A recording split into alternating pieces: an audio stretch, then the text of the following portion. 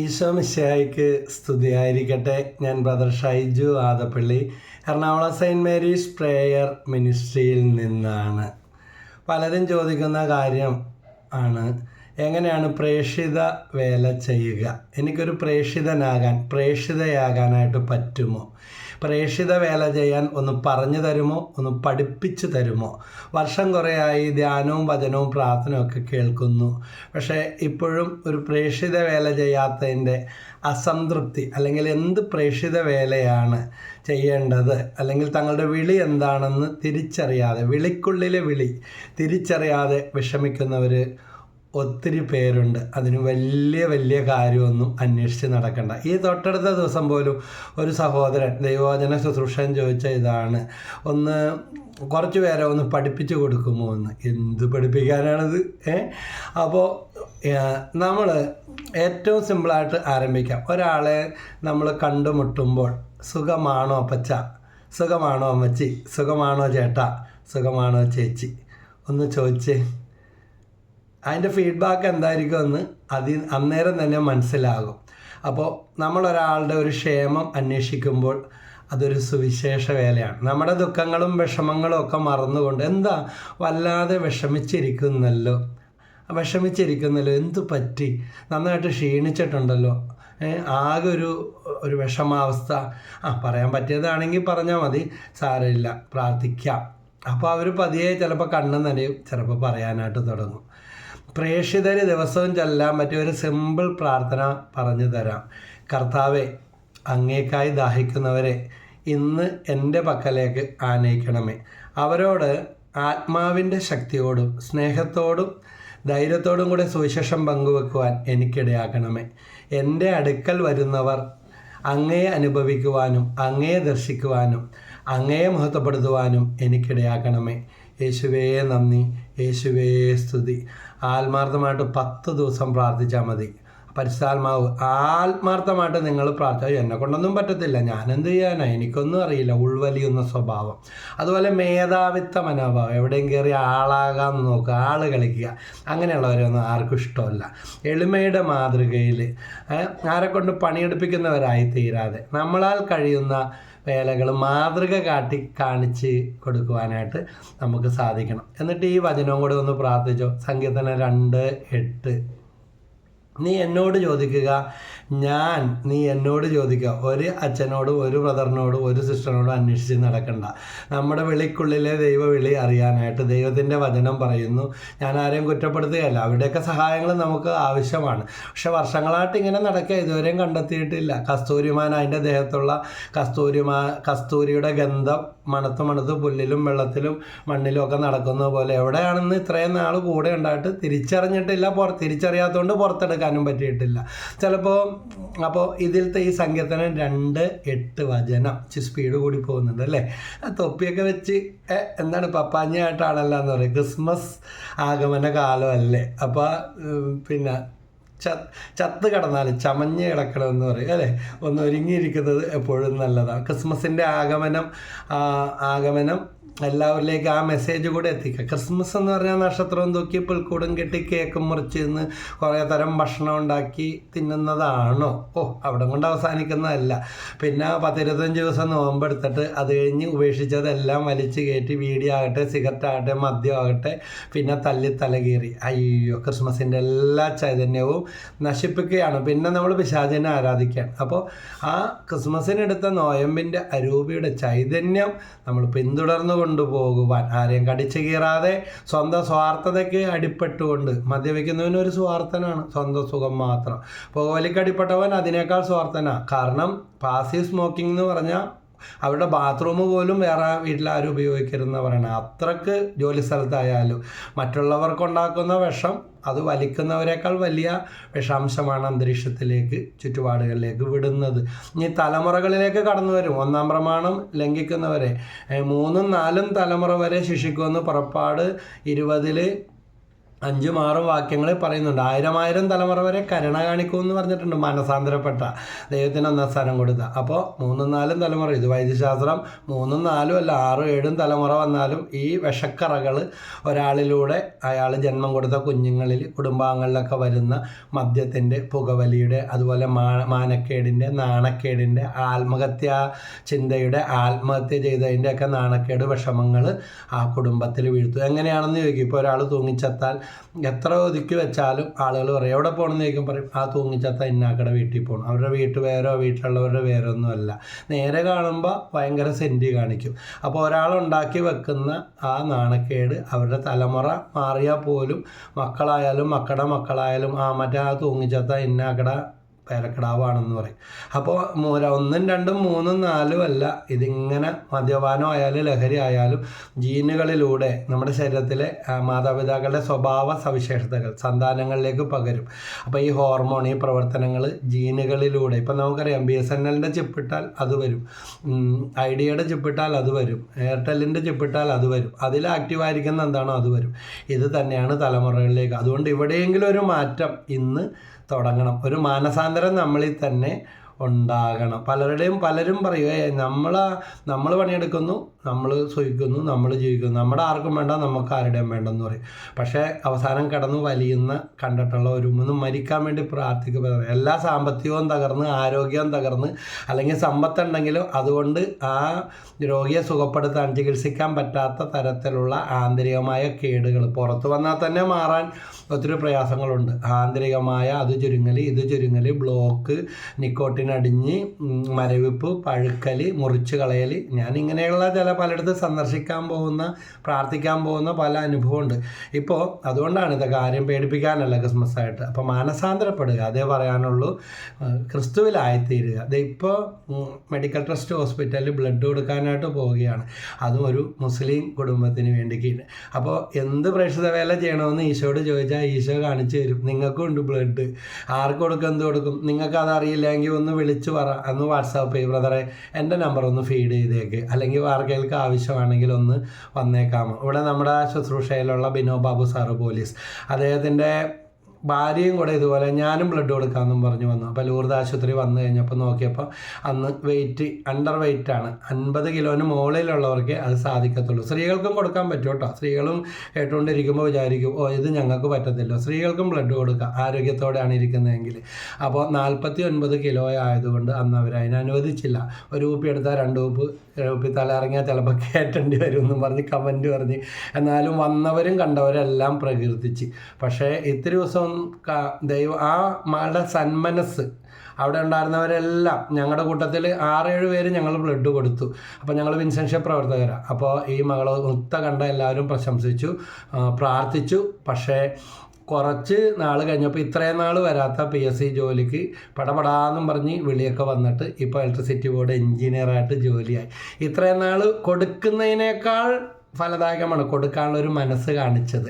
ഇനി മനസ്സുണ്ടായിട്ട് പ്രാർത്ഥിച്ചുകൊണ്ടിരുന്നിട്ട് കാര്യമില്ല. ദൈവം പണമായിട്ടോ അല്ലെങ്കിൽ സഹായങ്ങളായിട്ടോ അല്ലെങ്കിൽ ഒരു ചിരിയാൽ, ചിലരൊന്നും ചിരിക്കത്തില്ല. എന്തൊരു പിശുക്കാണെന്നറിയോ. വല്ലതും കൊടുക്കേണ്ടി വരുമെന്ന് ഓർത്ത്, ഒന്നും മിണ്ടേണ്ടി വരുമെന്ന് ഓർത്തിട്ട് ഇന്ന് ഫോണിൽ നോക്കിയിരുന്നിരുന്നിരുന്ന് വരിഞ്ഞു മുറുകിയിരിക്കും. കൊച്ചുകുട്ടികൾ പോലും ആ നിഷ്കളങ്കതയൊക്കെ നഷ്ടപ്പെടുന്ന അവസ്ഥയാണ്. ഫോണിൽ നോക്കിയിരുന്ന് കളിയും ചിരിയും, അവസാനം അതുമില്ല, മരവിച്ച അവസ്ഥ. അപ്പോൾ കുട്ടികൾ, യൂത്തും ഒക്കെ ഇതെല്ലാം മാറണം. അപ്പോൾ ക്രിസ്മസ് ഒക്കെ കൊണ്ട് ഉദ്ദേശിക്കുന്നത് ഇത് തന്നെ. ക്രിസ്തു നമ്മുടെ ഹൃദയത്തിൽ, നമ്മുടെ കുടുംബത്തിൽ ജനിക്കണം. അതിനുവേണ്ടി നമ്മൾ പ്രാർത്ഥിക്കണം. സ്നേഹം കൊണ്ടൊരു വീട് പണിയാം, ദൈവസ്നേഹം കൊണ്ടൊരു വീട് പണിയാം, ദൈവം സ്ഥാപിച്ച തിരുക്കുടുംബം പോൽ സ്നേഹം കൊണ്ടൊരു വീട് പണിയാം. വീടായാലും സഭയായാലും കൂട്ടായ്മയായാലും എങ്ങനെ വേണം, ആർക്കാണ്ടും വേണ്ടി ആയിരുന്നു. ബ്രദർ വിളിച്ചുകൊണ്ട് പ്രാർത്ഥിക്കാൻ വന്നു, ബ്രദർ മെസ്സേജ് ഇട്ടുകൊണ്ട് വന്നു, അല്ലെങ്കിൽ വരത്തില്ലായിരുന്നു, ഓർത്തില്ലായിരുന്നു എന്നൊക്കെ പറയും. അതുപോലെ തന്നെ ഞായറാഴ്ച കുർബാന പോലും മുടക്കരുത്. പ്രത്യേകിച്ച് ഈ നാളുകളിലെങ്കിലും എല്ലാ ദിവസവും കുർബാനക്ക് പോകാൻ പറ്റിയാൽ പരമാവധി പോവുക. അപ്പോൾ ദൈവത്തിൻ്റെ ദാനമാണ് ഈ ജീവിതം. എത്ര നാളുണ്ടാകുമെന്ന് നമുക്കറിയില്ല. വിശുദ്ധ അൽഫോൻസാമ്മയുടെ വാക്കുകളാണ്. പുഞ്ചിരി ഒരു തിരുവട്ടമാണ്, സങ്കടപ്പെടുന്നവരുടെ മുഖത്ത് നോക്കി ഞാൻ കരുണയോടെ പുഞ്ചിരിക്കും. എങ്ങനെ പുഞ്ചിരിക്കും? കരുണയോടെ പുഞ്ചിരിക്കും. അപ്പോൾ ഒന്ന് ചിരിച്ചാൽ മതി, ഒന്ന് ചേർത്ത് നിർത്തിയാൽ മതി, ഒന്ന് തൊട്ടാൽ മതി, പല സങ്കടങ്ങളും മാറിപ്പോകും. ആത്മഹത്യാ ചിന്ത ഒരു വ്യക്തി എന്നോട് പറഞ്ഞതാ, ഷൈജു എന്നെ വിളിച്ചില്ലായിരുന്നെങ്കിൽ ഞാൻ അന്ന് ആത്മഹത്യ ചെയ്യാനിരിക്കുകയാണ്. ദൈവം തോന്നിച്ചിട്ട് വിളിച്ചതാണ്. കുറേ നാളായിട്ട് ബന്ധമൊന്നും ഇല്ലാത്ത ഒരു വിജാതീയനായ ഒരു വ്യക്തി. ഞാൻ ആ വിളിക്കുന്ന സമയത്ത് ആത്മഹത്യാ ചിന്ത ഇയാൾക്ക് ഇങ്ങനെ മുറുകിക്കൊണ്ടിരിക്കുകയായിരുന്നു. ആ സമയത്ത് പറഞ്ഞാൽ പെട്ടെന്ന് തന്നെ എനിക്ക് കാണണം, വന്നു കണ്ടു.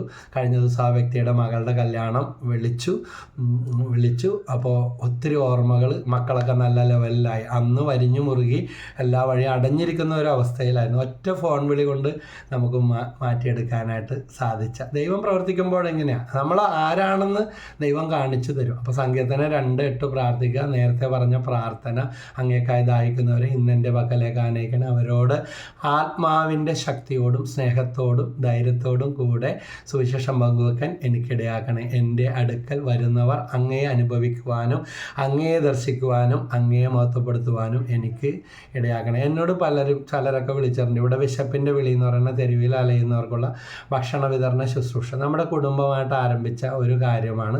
ഞങ്ങൾ ഭാര്യയും ഭർത്താവും മക്കളും ചേർന്ന് വേണമെങ്കിൽ വെളുപ്പാകാൻ കാലത്ത് 3 മണിക്ക് എഴുന്നേറ്റ്, ഒരു മക്കളും ചെയ്യത്തില്ല, മക്കളെ പോഴത്തില്ല, മക്കളെ വന്ന് അരിഞ്ഞതാ, അല്ലെങ്കിൽ ഇതൊക്കെ ഒന്ന് സഹായിച്ചതാ, വേറെ ആരും ഇല്ലെന്ന് പറഞ്ഞാൽ, അല്ലെങ്കിൽ ഇന്ന് കൂടുതൽ ചെയ്യണ്ടോ, അവർ വന്ന് വേണ്ടത് ആണും പെണ്ണും എല്ലാം അപ്പോൾ ചെയ്ത് തരും.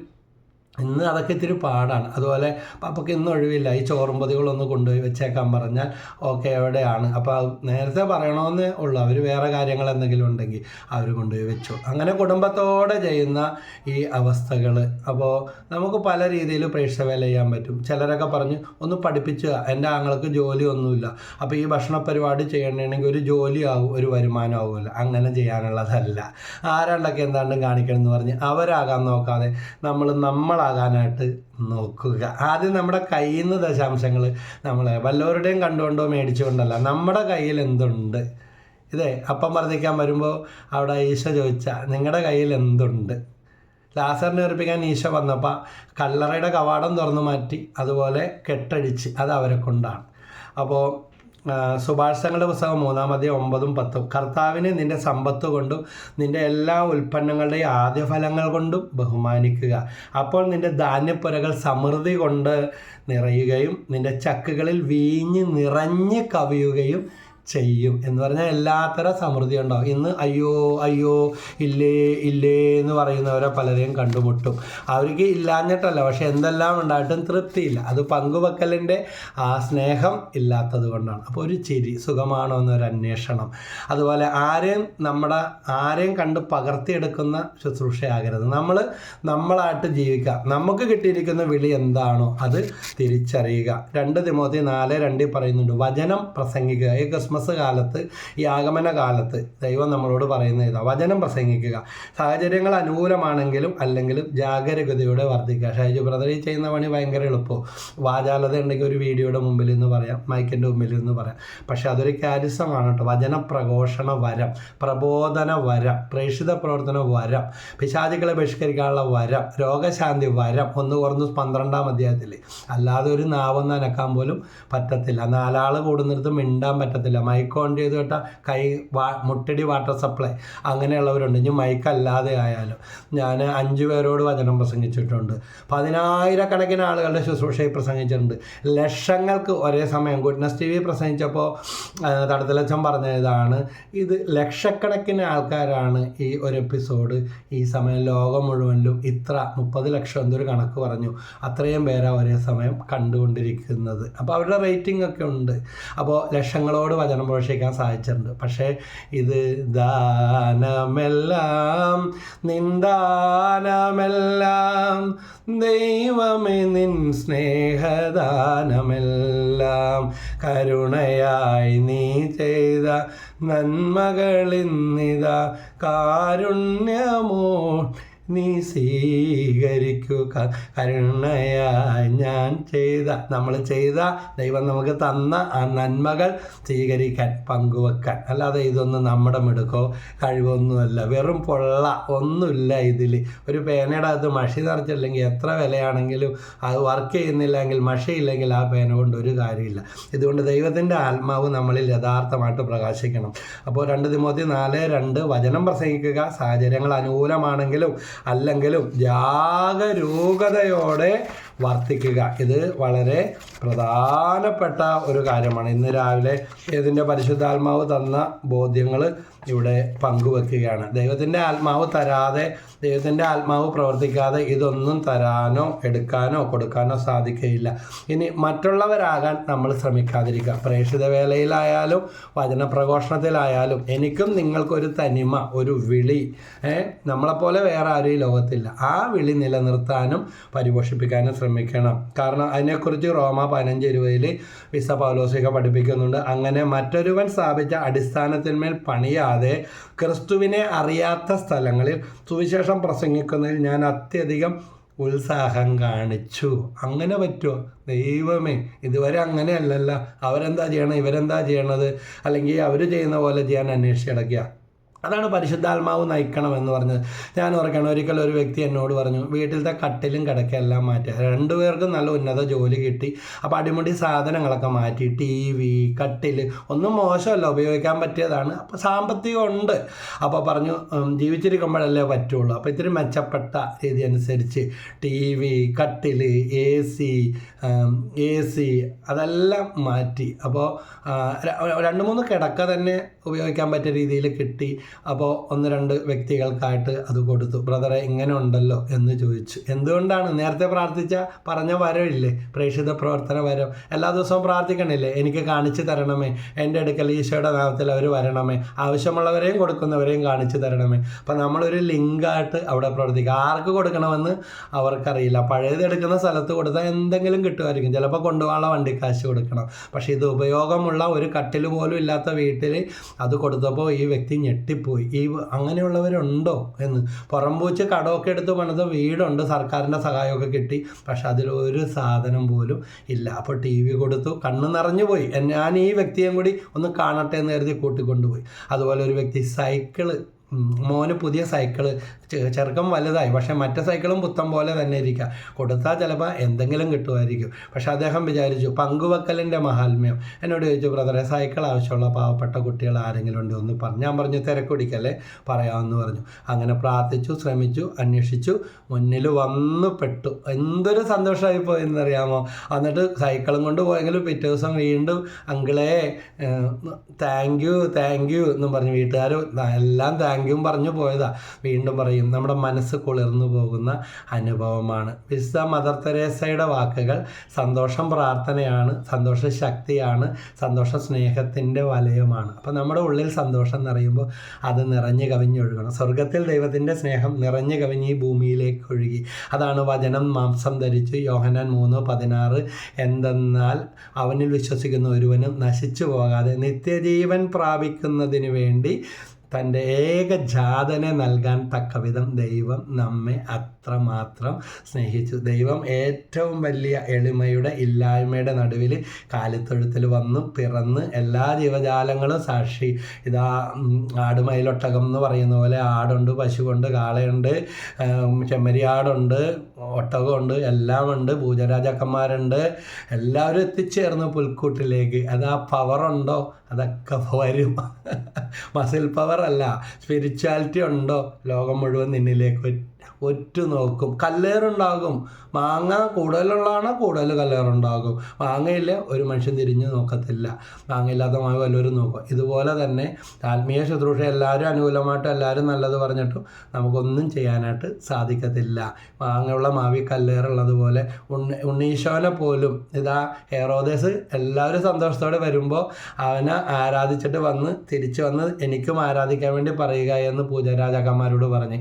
പക്ഷേ യഥാർത്ഥത്തിൽ വചനം പറയുന്നുണ്ട്, ഈശോയെ നശിപ്പിക്കാൻ അവൻ തക്കം പാർത്തിരിക്കാൻ. തൻ്റെ സ്ഥാനമാനങ്ങൾക്ക് യേശു രാജാവായി വരുമോ, വന്നാൽ അതൊരു വെല്ലുവിളിയാകുമോ, ഇതാ യഹൂദന്മാരുടെ രാജാവായി വരാനുള്ളവൻ എവിടെയാണ് പിറന്നിരിക്കുന്നത്, എന്നെയും വന്നറിയിക്കുക എന്ന്. പക്ഷേ ദൈവത്തിൻ്റെ ഇടപെടൽ സ്വർഗം വെളിപ്പെടുത്തിയ അനുസരിച്ച് മറ്റൊരു വഴിയെ ഈ പൂജരാജാക്കന്മാർ മടങ്ങിപ്പോവുകയാണ്. ഇന്നുമുണ്ട്. ഇതാ പ്രാർത്ഥിക്കണമെന്നുണ്ട്, ധ്യാനം കൂടണമെന്നുണ്ട്, വചനം വായിക്കണമെന്നുണ്ട്, കുമ്പസാരിക്കണമെന്നുണ്ട്, പള്ളിയിൽ പോകണം. വർഷങ്ങളായിട്ട് കുമ്പസാരിക്കാതെ വാശി പിടിച്ചിരിക്കുന്നവരുണ്ട്. അപ്പോൾ ഈ ക്രിസ്മസിനൊക്കെ അച്ഛനെയും കന്യാസ്ത്രീനെയും നോക്കണ്ട, ദൈവം സ്ഥാപിച്ചതാണ് സഭ, കുറവുകളില്ലാത്ത ആരുമില്ല. അതുകൊണ്ട് നമ്മുടെ കുടുംബങ്ങളിൽ നിന്ന് തന്നെ അച്ഛനും കന്യാസ്ത്രീയൊക്കെ ഉണ്ടായിട്ടുള്ളത്, കുടുംബത്തിലുള്ള എല്ലാ കുറവുകളും ഉണ്ടാവും. അവർക്ക് വേണ്ടി പ്രാർത്ഥിക്കുക, കുമ്പസാരിക്കുക. അച്ഛൻ്റെ കന്യാസ്ത്രീയും പേര് പറഞ്ഞ് കുമ്പസാരിക്കാതിരിക്കരുത്. മാർപ്പാപ്പക്ക് വരെയും കുമ്പസാരക്കാരനുണ്ട്, അതിനൊക്കെ വലിയ വ്യക്തിയാണെങ്കിൽ കുമ്പസാരിക്കേണ്ട. പ്രൈസലോ, ഹല്ലേലൂയ, യേശുവേ നന്ദി. കാരണം കുമ്പസാരം ഒരു കൂദാശയാണ്. 7 പില്ലേഴ്സ് ഓഫ് ചർച്ച്, ഇതാ നമ്മുടെ ആ സഭയുടെ തൂണുകളാണ്, നമ്മളെ താങ്ങി നിർത്തുന്നതാണ്, വിശുദ്ധീകരിക്കുന്നതാണ്. ഇപ്പോൾ ക്രിസ്മസിന് നല്ലൊരു കുമ്പസാരം ഒരുങ്ങി നല്ലൊരു കുമ്പസാരം നടത്താം. ആരെങ്കിലോടും വാശിയോ വഴക്കൊക്കെ ഉണ്ടെങ്കിൽ അതൊക്കെ മാറ്റാം. അത് തന്നെ ഏറ്റവും വലിയ പ്രേക്ഷിത വേലയാണ്. ഇതെന്ത് പറ്റി, ഇപ്പോൾ എന്താ തന്നെത്താനെ വഴക്ക് മാറ്റിയല്ല, ഒന്ന് ചിരിച്ചല്ല, ഒന്നും മിണ്ടിയല്ല, അവിടെ കെട്ടഴിയും. ഇത് തന്നെ ഒരു പ്രേക്ഷിത വേലയാണ്. അപ്പോൾ എങ്ങനെ പ്രേക്ഷിത വേല ചെയ്യാൻ പറ്റും? ഒന്ന് മുഖത്ത് നോക്കി ആക്കിയ ചിരിയല്ല, ചിരി ഒരുപാട് തരമുണ്ട്. കാപട്യം ഉണ്ടാകരുത്. അങ്ങനെയുള്ള ചിലർ പറയും, എനിക്ക് പ്രേക്ഷിത വേലയിൽ ആരെയും കിട്ടുന്നില്ല, വളരുന്നില്ല, നിലനിൽപ്പില്ല, അതുകൊണ്ട് അഭിനയിക്കരുത്. ഉള്ളിൽ നിന്ന് വരുന്നതായിരിക്കണം ചിരി. പലതരം ദോശ എന്ന് പറയുന്ന പോലെ പലതരം ചിരിയുണ്ട്. അതുകൊണ്ട് ആത്മാർത്ഥതയുള്ള ചിരി പരിശീലിക്കുക. സെയിൽസ് റെപ്രസെൻറ്റേറ്റീവുമാരുടെ വേഷം കെട്ടുമല്ല. ഞാനൊരു 6 വർഷം ആ ഫീൽഡിലും പൂർണ്ണമായിട്ടും നടന്നതാണ്. ICICI പ്രൊഡൻഷ്യൽ യുണൈറ്റഡ് ഇന്ത്യയുടെ ഒരു കോമ്പസിറ്റ് ഏജൻ്റായിട്ട് വർക്ക് ചെയ്തു. അപ്പം മരിക്കുന്നതിന് ശേഷം, അന്ന് സുവിശേഷമെല്ലാം ഉണ്ട്, അപ്പം മരിച്ചതിന് ശേഷം പൂർണ്ണമായിട്ട്. അപ്പോൾ കമ്പനി ഞങ്ങൾക്ക് ബിസിനസ് കൂട്ടുന്നതിന് വേണ്ടി ഇടയ്ക്കിടയ്ക്ക് വിദേശത്തുനിന്ന് ഉൾപ്പെടെ ആളുകളെ കൊണ്ടുവന്ന് വലിയ വലിയ ഹോട്ടലുകളിലൊക്കെ വെച്ച് ട്രെയിനിങ്ങും കോച്ചിങ്ങും ഒക്കെ തരും, മോട്ടിവേഷനൊക്കെ തരും. അപ്പോൾ ഈ ചിരിയുടെ കാര്യമൊക്കെ പറയും. കസ്റ്റമർ എന്ത് പറഞ്ഞാലും ചിരിച്ചുകൊണ്ട് നിന്നോണം, തിരിച്ചു പറയരുത്, തർക്കിക്കരുത്. ശമ്പളം കിട്ടാൻ, കാശ് കിട്ടാൻ, കമ്മീഷൻ കിട്ടാമെങ്കിൽ ഇങ്ങനെയൊക്കെ അഭിനയിക്കാമെങ്കിൽ അതിനേക്കാൾ എനിക്ക് നിങ്ങൾക്ക് സ്വർഗം തരുന്ന ഈ ശുശ്രൂഷ ഉണ്ടല്ലോ, ഉള്ളിൽ നിന്ന് വരണം ചിരി. പുൽക്കൂട്ടിൽ കൈകാലുകളിട്ടടിക്കുന്ന പുഞ്ചിരിക്കുന്ന ഉണ്ണിയേശുവിൻ്റെ മുഖം മനസ്സിൽ ഓർമ്മ വരണം. അപ്പോൾ കുടുംബത്തിലേക്ക് ഭാര്യയെ നോക്കി ഒന്ന് തോളിലൊന്ന് പിടിക്കാൻ, ഒന്ന് ചേർത്ത് നിർത്താൻ, കുഞ്ഞുങ്ങളെ ഒന്ന് അടുത്ത് വിളിക്കാൻ, അവരെ ഒന്ന് കേൾക്കാൻ. അതിന് പകരം മുറിയിലേക്ക് ഒതുങ്ങി ഫോണും വെച്ചുകൊണ്ടിരിക്കുന്ന വ്യക്തി ഭാര്യയാണോ, ഭർത്താവാണോ, മക്കളാണോ, പ്രായമായ അപ്പനെയും അമ്മനെയും ഒന്ന് അന്വേഷിക്കാൻ, ഒന്ന് വിളിക്കാൻ, ഒന്ന് അടുത്ത് ചെല്ലാൻ, ഒന്ന് കൂടെ ഇരിക്കാൻ. ഈ ക്രിസ്മസിനെങ്കിലും ഒന്ന് പരിശ്രമിക്കുക, അതൊരു ശീലമായി മാറട്ടെ. ഇതൊക്കെ വലിയ പ്രേക്ഷിത വേലയാണ്. അല്ലാതെ പ്രാർത്ഥനാഗ്രൂപ്പിൽ വന്നിട്ട് ഹല്ലേലൂയ ഹല്ലേലൂയ ഹല്ലേലൂയ എന്നും പറഞ്ഞിട്ട് ഭയങ്കര സ്തുതിയും പ്രാർത്ഥനയും നടത്തും. അതുപോലെ ബാഡ്ജ്യം കുത്തി പ്രേക്ഷിത വേലയും ചെയ്യും. പക്ഷേ ഭർത്താവിൻ്റെ കൂടെയും കിടക്കത്തില്ല, വേറെ മുറിയിലും കിടക്കും. ബ്രദർ എല്ലായിടത്തും കൊള്ളിക്കുന്നുണ്ടല്ലോ എന്ന് പറയും. പച്ചയായ ജീവിതത്തിൻ്റെ ഒരുപാട് മുഖങ്ങൾ കാണുക. ഭാര്യ വേറെ മുറിയിൽ, ഭർത്താവ് വേറെ മുറിയിൽ. ഭാര്യ ഭർത്തൃ ദാമ്പത്യ ധർമ്മമില്ല. കാപട്യം എന്നല്ല ഇതിന് പറയുന്നത്. ഇന്നു മുതൽ മരണം വേർപെടുത്തുന്നവരെ എന്നാണ് തമ്പുരാൻ്റെ മുമ്പിൽ വിവാഹ ദിവസം പ്രതിജ്ഞ ചെയ്തത്. കുഞ്ഞുങ്ങളുണ്ടാകാൻ വേണ്ടി മാത്രമല്ല ഭാര്യ ഭർത്തൃ ധർമ്മം, എന്തിനു വേണ്ടിയാണ്? മരണം വരെ ദാമ്പത്യ ജീവിതത്തിൻ്റെ വിശുദ്ധി, സ്നേഹം ഊട്ടി ഉറപ്പിക്കുന്നതിന് വേണ്ടി. അതുകൊണ്ട് കിട്ടിയതിൽ തൃപ്തിയില്ലാതെ ജീവിക്കുന്ന സ്വഭാവം പ്രേക്ഷിത വേലക്കെതിരെയാണ്. ഇതാ കുറവുകളൊക്കെ ഉണ്ടാകും, പക്ഷേ നമ്മുടെ പ്രാർത്ഥന വഴി, പ്രേക്ഷിത പ്രവർത്തനം വഴി അവരെ മാനസാന്തരപ്പെടുത്താൻ പറ്റും. അപ്പോൾ ഇങ്ങനെ പിന്നെ ബ്ലഡ്, കഴിഞ്ഞ ദിവസം ഇതുപോലെ ഞാൻ ഒരു വ്യക്തിയെ വിളിച്ചു, പെട്ടെന്ന് ഒരാൾക്ക് ബ്ലഡ് വേണം. നമ്മുടെ തങ്കച്ചൻ ബ്രദറിനെ വിളിച്ചു. അപ്പോൾ പറഞ്ഞു, ബ്രദർ എൻ്റെ ഇപ്പം 3 മാസം കഴിഞ്ഞല്ലോ, കൊടുക്കാൻ സമയമായല്ലോ, ഞാൻ വരാട്ടോ എന്ന് പറഞ്ഞ് കൊടുത്തു. ഭാഗ്യത്തിന് അദ്ദേഹത്തിൻ്റെ ഗ്രൂപ്പ് തന്നെ. ഇപ്പം ഒരു മുസ്ലിം കുടുംബത്തിന് വേണ്ടിയാണ് ഞാൻ ബ്ലഡ് കൊടുക്കാനായിട്ട് പോകുന്നത്. പ്ലീസ് ദൈവത്തെ ഓർത്ത് നിങ്ങൾക്ക് ആർക്കെങ്കിലും ഇതുപോലൊരു മനസ്സുണ്ടെങ്കിൽ ഒന്ന് വിളിച്ചു പറയുക, മെസ്സേജ് ചെയ്യണേ. നേരത്തെ പറഞ്ഞ കാര്യമാണ് എങ്കിലും ഞാൻ റിക്വസ്റ്റ് ചെയ്യുകയാണ്. ഒരുപാട് ആളുകൾ പ്രാർത്ഥനാ ഗ്രൂപ്പല്ലേ എന്ന് ഓർത്ത് ഇതുപോലെ വിളിക്കുന്നവരും അന്വേഷിക്കുന്നവരും ഉണ്ട്. അപ്പോൾ ആർക്കും കൊടുക്കാത്ത മനുഷ്യരൊക്കെ ഉണ്ടാവും. ഇതോടുകൂടി അവരവർക്ക് ആവശ്യം വന്നു കഴിയുമ്പോൾ മറ്റുള്ളവർക്ക് കൊടുക്കാനുള്ള ഒരു മനസ്സുണ്ടാവും. എന്നെ വണ്ടി ഇടിച്ച് കാലൊടിഞ്ഞ് കിടന്ന സമയത്ത് 2 പേര് ബ്ലഡ് കൊടുക്കാൻ വന്നത്, അന്വേഷിച്ചത് ഞാൻ ഓർക്കുകയാണ്. അപ്പോൾ നമുക്ക് ആർക്കാണ് എപ്പോഴാണ് ആവശ്യം വരുന്നത്, എന്നിട്ട് വേണ്ടി വന്നില്ലെന്ന് എനിക്ക് തോന്നുന്നത്. പക്ഷേ 2 പേരെ ഡോക്ടർ പറഞ്ഞ അനുസരിച്ച് റെഡിയാക്കി നിർത്തിയിരുന്നു. അതുകൊണ്ട് നമുക്ക് ആനയുടെ വലിപ്പം അറിയില്ല എങ്കിലും ഇതാ കാണുന്നവനറിയാം. ഇതുപോലെ നമ്മുടെ ഉള്ളിൽ നമുക്ക് കാശും പണവും കൊണ്ട് മാത്രമല്ല മറ്റു പല രീതിയിലും ഇതുപോലെ സഹായിക്കാൻ പറ്റും. ഒന്നും പറ്റില്ലേ, ഒന്ന് പുഞ്ചിരിക്കുന്നേ, ഒന്ന് വാതുറന്നൊന്ന് സംസാരിക്കുന്നേ. എന്തിനാ പിശുക്കാക്കുന്നത്? ഓവർ ടോക്ക് ആകരുത്, അതും ചിലവാകും. പിന്നെ എപ്പോഴും വീട്ടിൽ ചെല്ലുക, അത് ഓവർ പ്ലഷർ എന്ന് പറയും. അവസാനം തമ്മിലടിയും വഴക്കും കൂട്ടിയടിയാവും. അയൽക്കാരൻ്റെ വീട്ടിൽ കൂടെ പോകരുതെന്ന് സുഭാഷ് തങ്ങളുടെ പുസ്തകത്തിൽ പറയുന്നുണ്ട്. അവൻ നിന്നെ വെറുക്കും. അവസാനം കാണുമ്പോൾ ഭയങ്കരമൊക്കെ കാണിക്കും. പക്ഷെ ഞാൻ കണ്ടിട്ടുണ്ട് ചില അതേ വന്നുണ്ട് കേട്ടോ, ബ്രദർ പോയിക്കോ, വേഗം പോയിക്കോ, പോകൂല, ആളെ കൊല്ലാൻ വേണ്ടി വന്നെയാണെന്ന് പറയും. കാരണം അവർക്ക് അത്യാവശ്യം തിരക്കുള്ള കാര്യങ്ങൾ പോലും മനസ്സിലാക്കിയില്ല, അയാളുടെ നേരം പോകാൻ വേണ്ടി അവിടെ വന്ന് ഞാൻ പറയാൻ പാടില്ല, പറഞ്ഞിട്ടൊന്നും രക്ഷയില്ല, നാണമില്ല മാനമില്ല, ഇങ്ങനെ വന്നിരിക്കും എന്ന് പറയുന്നത്. അതുകൊണ്ട് നമ്മുടെ ജീവിതത്തിൽ മറ്റുള്ളവരെ ഉപദ്രവിക്കുന്ന തരത്തിലുള്ള കെട്ടിക്കിടക്കലുകൾ ഉണ്ടെങ്കിൽ, അതുപോലെ ഫോൺ വിളിക്കുമ്പോഴും ആവശ്യമുള്ളത് സംസാരിക്കുക. വലിച്ചു നീട്ടി അഴച്ച്, ഫോൺ അത്യാവശ്യം സംസാരിക്കാനുള്ളതാണ്, വലിച്ചു നീട്ടി വലിച്ച് മറ്റുള്ളവരെ കൊല്ലുന്നത് പോലെ കാര്യം പറയുക, പിന്നെ കാണാനുള്ളത് നേരിട്ട് സംസാരിക്കുക. അങ്ങനെയൊക്കെ പലതും ചെയ്യാനായിട്ട് സാധിക്കും. ഒരു പോലീസ് ഉദ്യോഗസ്ഥൻ എല്ലാ മാസവും 10 കിലോ അരി മേടിച്ചുകൊണ്ട് തന്നെ കാണാൻ വരും. ഈ വിശപ്പിൻ്റെ വിളി ആരംഭിച്ച നാളുമല്ല. ചിലപ്പോൾ ഇവിടെ തെരുവിലെ ഭക്ഷണ വിതരണ ശുശ്രൂഷയൊക്കെ ഉപയോഗിക്കും. ചിലപ്പോൾ കൗൺസിലിങ്ങിനൊക്കെ അല്ലെങ്കിൽ പ്രാർത്ഥിക്കാൻ വരുന്ന ചില കുടുംബങ്ങളുടെ ദയനീയ സ്ഥിതി തോന്നുമ്പോൾ ഞാൻ എൻ്റെ ഭാര്യനോട് പറയും, ആ 10 കിലോൻ്റെ ബാഗ് എടുത്തോ, ഇതവർക്ക് കൊടുക്കുമെന്ന് പറയും. ഞാൻ ഓർക്കുക, ഭയങ്കര കഷ്ടത്തിൽ ഉള്ള ഒരമ്മയും മോളും ഇതുപോലെ കൊടുത്തപ്പോൾ അവരെൻ്റെ കാലയിലോട്ട് തൊട്ടിട്ട് പറഞ്ഞു, ബ്രദറെ പ്ലീസ് ഞങ്ങൾക്ക് എന്തെങ്കിലും ഇവിടെ വന്നിട്ട് ഇതുവരെ തരാൻ പറ്റാത്തതിന് ഭയങ്കര വിഷമമാണ്. ബ്രദറിൻ്റെ പേഴ്സ് വില ചെയ്യുന്നതൊക്കെ അറിയാം, ഞാൻ അതിന് വേണ്ടി ഈശോട് പ്രാർത്ഥിക്കണം. അയ്യോ ഞങ്ങൾക്ക് ബ്രദർ തരല്ലേ ബ്രദറെ, പ്ലീസ് ഒന്നും വിചാരിക്കരുത്, ഞാനിത് കൊണ്ടുപോകില്ല. തട്ടിമുട്ടിയും പോകുന്നുണ്ട്, റേഷനറി ആണെങ്കിലും ഉണ്ട്. ആ പാവങ്ങളുടെ എളിമ. വേറെ ചിലർ എല്ലാ വഴി ഉണ്ടായിട്ടും പറയും ഇത് നേർച്ചയാണെന്നതുപോലെ. പണക്കാർ പോലും ബ്രദർ ഞങ്ങൾക്ക് മാത്രം തന്നില്ല, അല്ലെങ്കിൽ നേരത്തെ തന്നിരുന്നതാണ്, സാമ്പത്തികത്തിൽ മെച്ചപ്പെട്ടിട്ട് കൊടുക്കേണ്ട കാര്യമില്ലല്ലോ. അപ്പോൾ ഇത് പ്രാർത്ഥിച്ച് കിട്ടുന്ന ബോധ്യങ്ങൾ അനുസരിച്ചാണ് ഇതെല്ലാം. ഞാൻ എൻ്റെ അമ്മച്ചി ഉണ്ടായിരുന്നപ്പോഴുള്ള കാര്യം, ഈ ഡോൺ ബോസ്കോയിൽ കുർബാനക്ക് പോയതാണ്. അമ്മച്ചിയും ഉണ്ടായിരുന്നു അവിടെ. അമ്മച്ചീനെ എവിടെ വെച്ച് കണ്ടാലും കാർക്കിച്ച് തുപ്പുന്ന ഒരു സ്ത്രീ. പക്ഷേ അമ്മച്ചിയുടെ മുമ്പിലാണ് ഇവർ വന്ന് കുമ്പസാരിച്ചിട്ട് വന്ന് മുട്ടുകുത്തി മറിഞ്ഞു വീണ് മരിച്ചുപോയി. ആശുപത്രിയിൽ എത്തിക്കാൻ അമ്മയാണ് ആളുകളെയൊക്കെ കൂട്ടി കാറൊക്കെ അടുപ്പിച്ചു. പരിചയമുള്ള ഒത്തിരി ആൾക്കാരുണ്ട്, ആരും അനങ്ങുന്നില്ല. അവർ കേട്ടെ അടുത്ത് പോയി തോണ്ടി പേരിയൊല്ലി വിളിച്ച് ഒന്ന് സഹായിക്കെന്നും പറഞ്ഞ് ഇവരെ വലിച്ചു കയറ്റി ആശുപത്രിയിൽ എത്തിച്ച. അപ്പോൾ അമ്മച്ചി വീട്ടിൽ വന്ന് പറഞ്ഞതാ, എന്നെ കാണുമ്പോൾ കാർക്കിച്ച് തുപ്പുമായിരുന്നു. അപ്പോൾ മറ്റൊരു വ്യക്തി പറഞ്ഞു, മേരിച്ചേച്ചി ഇതാ കാര്യം, ഇവിടെ നിന്ന് അരിയും സാധനങ്ങളൊക്കെ കിട്ടുമ്പോൾ കൊടുക്കൂല, പണ്ടൊക്കെ കൊടുക്കുമായിരുന്നു, ഇപ്പോൾ കൊടുക്കത്തില്ല. അപ്പോൾ അമ്മച്ചി പറഞ്ഞു, അവരുടെ 2 ആൺമക്കളും ജോലിക്കാരായില്ലേ, ഇനി കൊടുക്കേണ്ട. പക്ഷെ അവരുടെ ചിന്ത അവർക്ക് ഇങ്ങനെ കിട്ടിക്കൊണ്ടിരിക്കണം എന്നാണ്, അവരവകാശിയാണ്, അങ്ങനെ ചിന്തിക്കുന്നവരുണ്ട്. അതുകൊണ്ട് നമ്മുടെ സ്ഥിതികൾ മെച്ചപ്പെട്ടെങ്കിൽ നമ്മൾ കൊടുക്കുന്നവരായിത്തീരണം, ഇല്ലായ്മയിൽ നിന്ന് കൊടുക്കാനും തയ്യാറാകണം. ഇതാ തോബിത്തിൻ്റെ പുസ്തകം 4-ാം അധ്യായം 7 മുതൽ 10 വരെ. നീതിനിഷ്ഠയോടെ ജീവിക്കുന്നവർക്ക് നിന്റെ സമ്പാദ്യത്തിൽ നിന്ന് ദാനം ചെയ്യുക, ദാനധർമ്മം ചെയ്യുന്നതിൽ മടി കാണിക്കരുത്, പാവപ്പെട്ടവനിൽ നിന്ന് മുഖം തിരിച്ചു കളയരുത്, അപ്പോൾ ദൈവം നിന്നിൽ നിന്ന് മുഖം തിരിക്കുകയില്ല. സമ്പത്തേറുമ്പോൾ അതനുസരിച്ച് ദാനം ചെയ്യുക, കുറച്ചേ ഉള്ളുവെങ്കിൽ അതനുസരിച്ച് ദാനം ചെയ്യാൻ മടിക്കരുത്. ഇത് നമുക്കുള്ളതാണ്. ചിലർ പറയും, എൻ്റെ ചെറുക്കനങ്ങ് വിദേശത്ത് പോയിട്ടാ 10-35 ലക്ഷം രൂപ കൊടുത്തു, അവരുടെ കുറവതാ, ആവശ്യത്തിൽ കൂടുതൽ സാമർത്ഥ്യം വഴിയൊക്കെ കാണിക്കും. പക്ഷെ ഒരു 10 രൂപ ദാനധർമ്മം ചെയ്യാൻ, ഒരു 10 പതി ചോറ് കൊടുക്കാൻ, കൊടുത്തിട്ടൊന്ന് പ്രാർത്ഥിച്ചിട്ടൊന്ന് വിട്ടേ. കഴിഞ്ഞ ദിവസം ഒരു വ്യക്തി പറഞ്ഞ ഇതാണ്, ഞാൻ 2 പ്രാവശ്യം പ്രാർത്ഥിച്ചത് എനിക്ക് ലൈസൻസ് കിട്ടിയാൽ ഞാൻ വിശപ്പിൻ്റെ വെളിയിൽ കൊടുക്കാമെന്നാണ്. ഇപ്പോൾ വീണ്ടും 2 പ്രാവശ്യം പൊട്ടി, 3-ാമത്തെ പ്രാവശ്യം എഴുതാൻ പോയപ്പോൾ ഇതാ വിശപ്പിൻ്റെ വെളി ശുശ്രൂഷ നടക്കുന്നതിൻ്റെ അടുത്ത ദിവസമാണ് എൻ്റെ പേർക്കൂടെ കൊടുക്കുക എന്നും പറഞ്ഞ് ചെയ്തു. എന്നിട്ട് സാക്ഷ്യവും പറഞ്ഞു, ഇതാ കൊടുത്തുകൊണ്ട് ചെയ്തപ്പോഴാണ് എനിക്ക് എളുപ്പത്തിൽ പാസ്സായി ലൈസൻസ് കിട്ടിയതെന്ന്. ഇതെല്ലാം ബ്രദർ പറഞ്ഞാലും there is a way.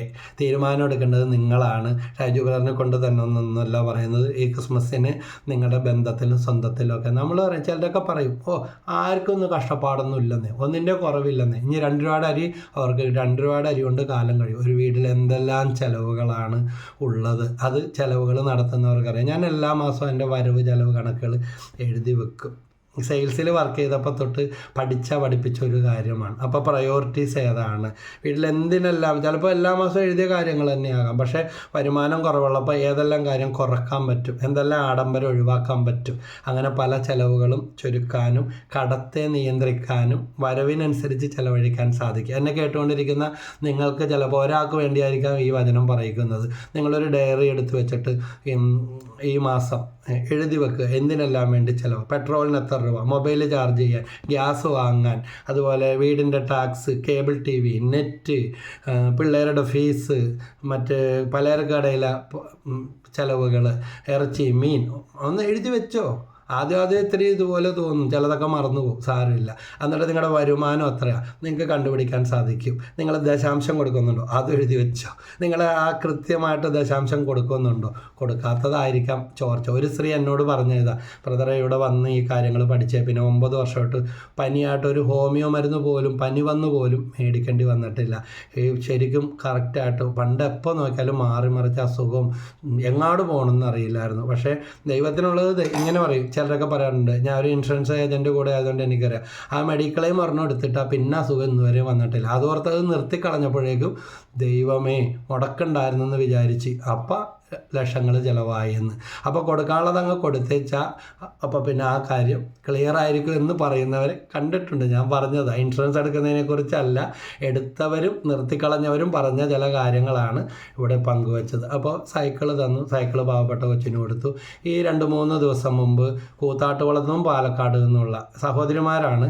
അവരിതുപോലെ പ്രസംഗം വചനം കേട്ടതിൻ്റെ പ്രചോദനമാകാം 4-5 സാരിയും അങ്ങനെയുള്ള സാധനങ്ങൾ ഉപയോഗിച്ചതാണ്. പക്ഷെ ഉപയോഗിക്കാൻ പറ്റാത്ത അലക്കി തേച്ച് വൃത്തിയാക്കി നല്ല തുണിക്കടയിൽ നിന്ന് വരുന്നത് പോലെ വന്നു. ഞാനത് അർഹതപ്പെട്ട പാവപ്പെട്ടവർക്ക് മിനിഞ്ഞാന്ന് എത്തിച്ച് കൊടുത്തു. മുസ്ലിം, നിങ്ങൾ അറിയുന്നുണ്ടോ, മുസ്ലിം സഹോദരങ്ങൾ ഇങ്ങനെ നമ്മുടെ ഇങ്ങനെയൊന്നും വരത്തില്ല. ഇവിടെ വന്ന് മുസ്ലിം സഹോദരങ്ങൾ പോലും ആണിനും പെണ്ണിനും ഒക്കെയുള്ള ഡ്രസ്സുകൾ എടുത്തുകൊണ്ട് വന്നു. അവർ അന്യരൊന്നും അല്ല കേട്ടോ, സഹോദരങ്ങളെന്ന് പറഞ്ഞാൽ അതാണ്. അപ്പോൾ നാനാജാതി മതസ്ഥർ ഏകത്തേന വസിക്കുന്ന, പങ്കുവെക്കുന്ന, അതാണ് ക്രിസ്മസ്. അല്ലാതെ ജാതിയും മതവും പറഞ്ഞ് വേലിക്കെട്ടുകളും വെച്ച് വചനത്തിൻ്റെ പേരും പറഞ്ഞ് കുത്തിമുറിച്ച് മുറിവേൽപ്പിക്കുന്ന ജീവിതമല്ല. നീ കർത്താവിനെ ആരാധിച്ചാൽ മതി. You are a Hindu, be a good Hindu. You are a Christian, be a good Christian. You are a Muslim, be a good Muslim. അപ്പോൾ പക്ഷേ ആരാ ബ്ലഡ് എന്നത് അവർ ഷൈജു എന്ന് പറഞ്ഞ ഒരു ക്രിസ്ത്യാനി ചേട്ടനാണ് എടുത്ത് പറയുന്നത് കേട്ടിട്ടുണ്ട്. അതൊരു പ്രേക്ഷിത വേലയാണ്. ക്രിസ്ത്യാനി ചേട്ടനാണ്. നമ്മുടെ ആൾക്കാർ ആരും കിട്ടിയില്ല. എല്ലാത്തിനും ഇന്ന് ഹലാലും ഇതൊക്കെ പറഞ്ഞ് കടി പിടിച്ചുകൊണ്ടിരിക്കുമ്പോൾ ഞാനിതൊന്നും നോക്കാറില്ല. ബിരിയാണി കിട്ടിയാലും നെയ്ച്ചോറ് കിട്ടിയാലും ചില പരിപാടിയൊക്കെ വരുമ്പോൾ മുസ്ലിം സഹോദരങ്ങൾക്ക് ഓർഡർ കൊടുക്കും. നമ്മളിവിടെ ഭക്ഷണമൊക്കെ ഉണ്ടാക്കുന്നത്. അപ്പോൾ എൻ്റെ ഭാര്യ പറയും ഒരു ചേഞ്ച് ആകട്ടെ, എനിക്ക് റെസ്റ്റ് വേണം. ഇപ്പോൾ ഇവിടെ ട്യൂഷൻ പിള്ളേരുണ്ട്, 10-35 പിള്ളേരുണ്ട്. അവിടെ ഫംഗ്ഷനൊക്കെ വരുമ്പോൾ എല്ലാവരും കൂടെ ചേർന്ന് അവിടെ റസാക്കി കട ബിരിയാണിയോ അല്ലെങ്കിൽ ഭീമിലെ ബിരിയാണിയൊക്കെ പറയും. നല്ല സൂപ്പർ സാധനം. ഏത് കിട്ടിയാലും കുരിശടയാളം വരച്ച യേശുവിൻ്റെ നാമത്തിൽ ഒരു പച്ചവെള്ളം കുടിച്ചാൽ എവിടെ പോയാലും ഒന്ന് ദൈവത്തിന് നന്ദി പറയുകയാണ്. ഇനി നമ്മൾ വിചാരിക്കുന്ന ഏതെങ്കിലും അന്ധവിശ്വാസങ്ങളോ അനാചാരങ്ങളോ ഉണ്ടെങ്കിൽ അത് അവരോടുകൂടെ തന്നെ പോയിക്കോട്ടെ. അവരവരുടെ പഠിച്ച രീതി അനുസരിച്ച് ചെയ്യും. നമ്മൾ നമ്മുടെ പഠിച്ച രീതി അനുസരിച്ച് ചെയ്യുക. പിതാവിൻ്റെയും പുത്രൻ്റെയും പരിശുദ്ധാത്മാവിൻ്റെയും നാമത്തിൽ ഒന്ന് പറഞ്ഞ് പ്രാർത്ഥിച്ചിട്ടൊന്ന് കഴിച്ചു നോക്കി, ഒരു രോഗവും വരുന്നില്ല. ഈ അന്ധവിശ്വാസം വെച്ചിട്ട് ചെയ്താൽ നിങ്ങൾ കണ്ടിട്ടുണ്ടോ, ചില അരിപ്പാക്കറ്റുകൾ മേടിക്കുമ്പോൾ ദേവനും ദേവിയും ഉടലോടെ ഇരിക്കുന്നതും അല്ലെങ്കിൽ ചില ദൈവങ്ങളുടെ ചിത്രങ്ങളും.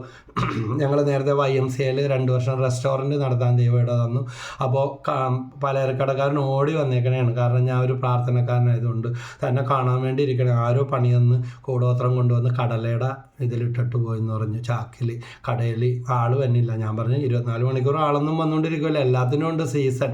ഇന്നലെ മെഡിക്കൽ ഫീൽഡ് സാധനങ്ങൾ വിൽക്കുന്ന ഒരു സഹോദരി പറഞ്ഞ് നവംബർ-ഡിസംബർ മാസം ഭയങ്കര മോശമാണ് ബ്രദറെ. വിശപ്പിൻ്റെ വെളിയിൽ സഹായിച്ചിരുന്നതാണ്.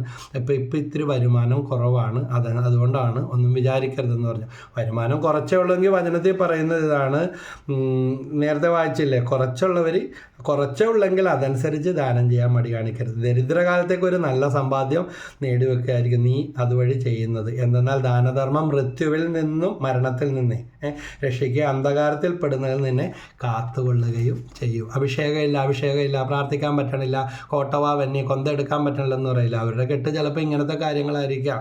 എന്താണ്, മൃത്യുവിൽ നിന്ന് രക്ഷിക്കും, അന്ധകാരത്തിൽ പെടുന്നതിന്. ആഭിചാരം എന്ന് പറയില്ല. നിങ്ങൾക്ക് ചിലർ പറയുന്നത് കേട്ടാൽ അവർക്ക് മാത്രം ഇത് ഏക്കണുള്ളൂ, ഇത് തന്നെ അവരോടെതിരുള്ളവർക്ക് ഇതേ പണിയുള്ളെന്ന് വിചാരിക്കും.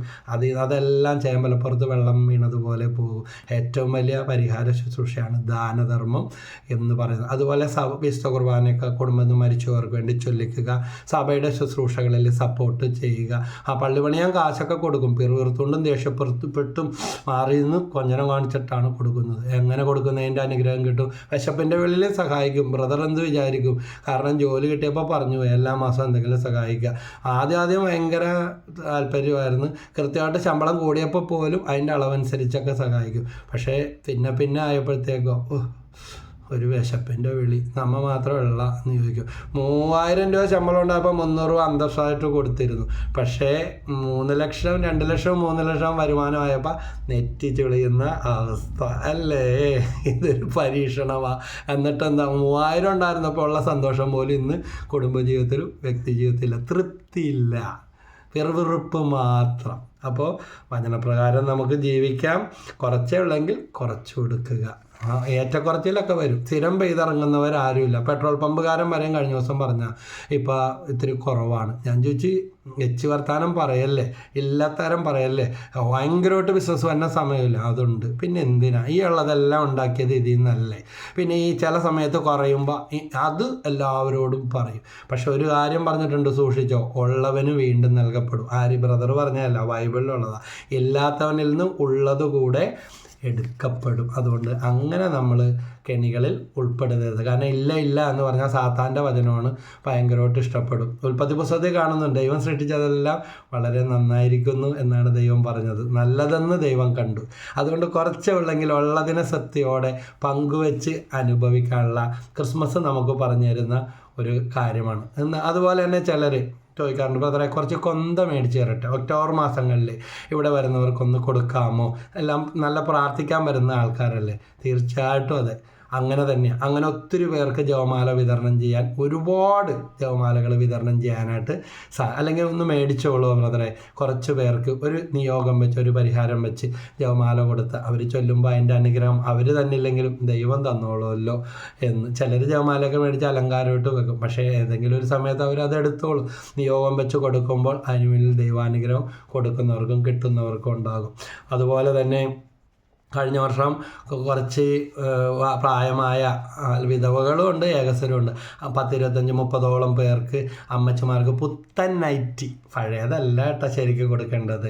അതുപോലെ തന്നെ കഴിഞ്ഞ വർഷം തന്നെ കുറേ പുതപ്പ് മേടിച്ച് തെരുവിലൊക്കെ കിടക്കുന്നവർക്ക് മറുതുണി പോലും ഇല്ല, ഒരു വിരിച്ച് കിടക്കാൻ ഒരു പുതപ്പെങ്കിലും. ദൈവമേ, ഇടിയായിരുന്നു. അപ്പോൾ പറയും ഫ്രീ ആയിട്ട് കിട്ടിയിടണം. അല്ല, ജെനുവിൻ, എല്ലാം ഫ്രോഡല്ല. അപ്പോൾ മുഴുവൻ ഫിൽറ്റർ ചെയ്തിട്ട് ആർക്കും കൊടുക്കാനായിട്ട് പറ്റും. ഒത്തിരി ജെനുവിൻ കേസുകളുണ്ട്. ഇപ്പം നമ്മൾ ഭക്ഷണം കൊടുക്കാൻ പോകുമ്പോൾ തന്നെ അവിടെ തന്നെ ഇരുന്നിട്ട് വാരി തിന്നുന്നവർ വീണ്ടും മേടിച്ച്, ഷുഗറും പ്രഷറും കൊളസ്ട്രോളും നോക്കാൻ കാശുമില്ല, അവർക്ക് ആരുമില്ല. ആർത്തിയുണ്ട്, ഷുഗർ ഉണ്ടാ, പ്രഷർ ഉണ്ടാ, കൊളസ്ട്രോൾ ഉണ്ടാ, ഒന്നുമില്ല.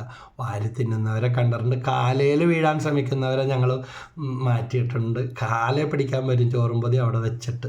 അപ്പോൾ അവരുടെ ഉള്ളിലത്തെ അവസ്ഥ എന്താണ്? സ്വർഗം ഒരു നിമിഷം മണ്ണിൽ അവതരിച്ച ഉണ്ണിയേശുവിനെ പോലെ നമ്മുടെ ജീവിതത്തിലേക്ക് ഊർന്നിറങ്ങുന്ന. അതുകൊണ്ട് ആ വിശപ്പിൻ്റെ വിളി ഇപ്പോഴും. എല്ലാവരും ഇതിന് അനുകൂലമൊന്നും പറയുന്നവരല്ല. നാട് നന്നാക്കാൻ ഇറങ്ങിയേക്കണം. ഇപ്പോൾ ഭിക്ഷാടനം നിരോധിച്ചേക്കണം എറണാകുളത്ത്. എന്നിട്ട് അത് മാത്രമേ ഉള്ളല്ല, ഒന്ന് ചെന്ന് നോക്ക്. ചിലരൊക്കെ എന്നോട് ചോദിക്കാറുണ്ട് ആത്മാർത്ഥമായിട്ട്, ബ്രദറെ എവിടെ ഇവർ, ബ്രദർ എങ്ങനെ കണ്ടുപിടിക്കും? അതാ നേരത്തെ പ്രാർത്ഥിച്ച പ്രാർത്ഥന, അങ്ങേക്കായി ദാഹിക്കുന്നവരെ എൻ്റെ അടുക്കലേക്ക് ആനയിക്കണമേ. ഒറ്റ പൊതിച്ചോറ് ഇന്ന് വരെ ബാക്കി കൊണ്ടുവരേണ്ടി വന്നിട്ടില്ല. അത് വളരെ വൃത്തിയായും, പഴഞ്ചോറല്ല, ഏറ്റവും കുറഞ്ഞ അരിയല്ല. ചിലർ പറയും വില കുറഞ്ഞ അരി ഇവിടെ 56 രൂപ, 52 രൂപ, 51 രൂപയുള്ള അരികളൊക്കെയാണ്. ദൈവസഹായം, നമ്മൾ ഒരു ഗസ്റ്റിന് അല്ലെങ്കിൽ ഈശോയ്ക്ക് കൊടുക്കുന്നത് നല്ലതായിരിക്കണം. അതുപോലെ ഏറ്റവും നല്ലത്, ഏറ്റവും നന്നായിട്ട് ചൂടാറുന്നതിന് മുമ്പ് അവിടെ എത്തിക്കും. ചോറുംപതിയുടെ ചൂടാറിയിട്ടില്ല. 2 തരം കറിയും ഒരച്ചാറും, അതിലൊരു നോൺ വെജ് ആയിരിക്കും. ഇപ്പോൾ ഈ നമ്മൾ നോയമ്പൊക്കെ എടുക്കുമ്പോഴേക്കും ഇറച്ചി വേണ്ട, ചിക്കൻ വേണ്ട, മീൻ വേണ്ട, മുട്ട വേണ്ട, വെള്ളം ഇറക്കി ഇങ്ങനെ നടക്കുകയാണ്, പച്ചവെള്ളം മാത്രം കുടിച്ച്. പക്ഷേ ഈ 25 ദിവസം ഇത് കിട്ടാത്തവർക്ക് കൊടുക്കണം. ഒരു നല്ലൊരു ചോറ്, പച്ചക്കറി ചോറ് പാകത്തിന് കിട്ടണമെങ്കിൽ 100-110 രൂപ കൊടുക്കണം. അപ്പോൾ ഇറച്ചിയും കൂട്ടി കഴിക്കുമ്പോഴോ 10-200 രൂപ കൊടുക്കണം, ഇറച്ചിയാ മീനെ ഉപയോഗിക്കുമ്പോൾ. മീൻ്റെയൊക്കെ വില എന്താ? പക്ഷേ ഞാൻ ഓർക്കും, ചമ്പക്കര മാർക്കല്ലേ മാർട്ടിച്ചേട്ടൻ, പേരൊന്നും പറയുന്നത് ഇഷ്ടമല്ല, എന്നാലും പറയാതിരിക്കാൻ നിവൃത്തിയില്ല. പലതവണ അദ്ദേഹം പറഞ്ഞു, മോനോട് നാൾ പറഞ്ഞു കേട്ടു, അപ്പനെ കാണുന്നില്ലല്ലോ, ഇപ്പോൾ വന്നില്ലേ എന്ന് പറയും. കണ്ടില്ലെങ്കിൽ അന്വേഷിക്കും. വില കൊടുത്ത് അവിടെ നിന്ന് മീൻ മേടിക്കാറുണ്ട്, അത് ഉദാരമായിട്ട് തരും. അതിനും പുറമെ ഇതാ ഭക്ഷണം കൊടുക്കട്ടെ എന്ന് പറഞ്ഞ് പലതവണ തെരുവിലും അനാഥർക്കും ഭക്ഷണം കൊടുക്കാൻ സപ്പോർട്ട് ചെയ്തിട്ടുണ്ട്. ഞാൻ ചില സംഭവങ്ങൾ ഇങ്ങനെ ചെയ്യുന്നതിന് വേണ്ടി. അതുപോലെ പല വ്യക്തികളുണ്ട്, ഫ്രൂട്ടോമാൻസിലെ ജോർജ് സാറ്, റോയ് ചേട്ടൻ, നമ്മുടെ ശുശ്രൂഷ ചെയ്യുന്ന, അതാണ് എന്നെ ഏറ്റവും സന്തോഷം, ബിൽബിച്ചേട്ടൻ. ഇന്ന് വരെ 30 വർഷമായിട്ട് ഈ ശുശ്രൂഷയിൽ ഗാന ശുശ്രൂഷ.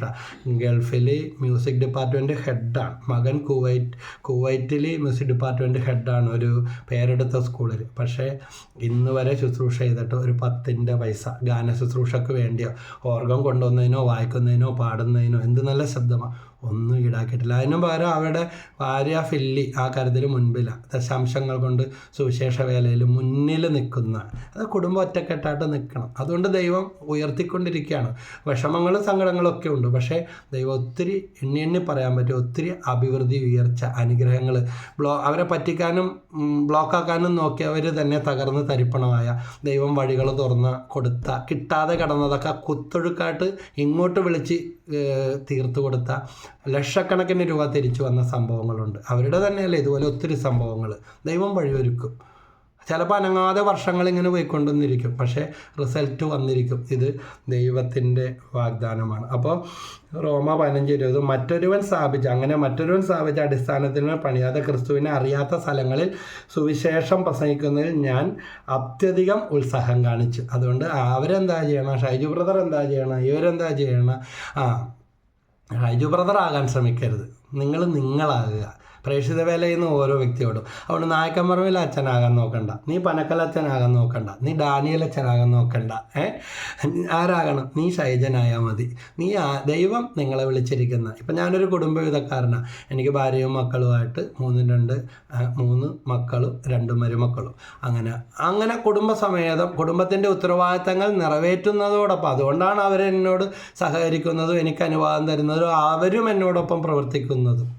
അല്ലെങ്കിൽ ഞാൻ കുടുംബത്തിൻ്റെ കാര്യങ്ങൾ നോക്കുന്നില്ല, ശ്രദ്ധിക്കുന്നില്ല എങ്കിൽ എൻ്റെ ദൈവമേ, പ്രാർത്ഥനക്കാരൻ മന്നെന്ന് എല്ലാവരും പറയുന്നത് പോലെ പറയുന്ന അവസ്ഥയുണ്ടാവും. അപ്പോൾ ആദ്യം നമ്മുടെ കുടുംബത്തിൻ്റെ കാര്യങ്ങൾ, കുടുംബ ജീവിതത്തിലുള്ളവർ അത് നിറവേറ്റുക. അതുപോലെ നമ്മളിങ്ങനെ ക്രിസ്മസ് കിറ്റുകളൊക്കെ കൊടുക്കാറുണ്ട്, ചില അരിയോ സാധനങ്ങളൊക്കെ ആയിട്ട്. ഇപ്പോൾ ഒരു വീട്ടിൽ ഇതുപോലെ ചെന്നപ്പോൾ പിറ്റേ ദിവസം ഇട്ട് വെക്കാനുള്ള അരിയില്ല, രാത്രി 9 മണിക്കാണ്. അപ്പോൾ എൻ്റെ ഭാര്യ പറഞ്ഞു, രാത്രിയാകുമ്പോൾ ഒരു വീട്ടിൽ കയറി ചെല്ലല്ലേ. പക്ഷെ ശക്തമായ പ്രേരണ.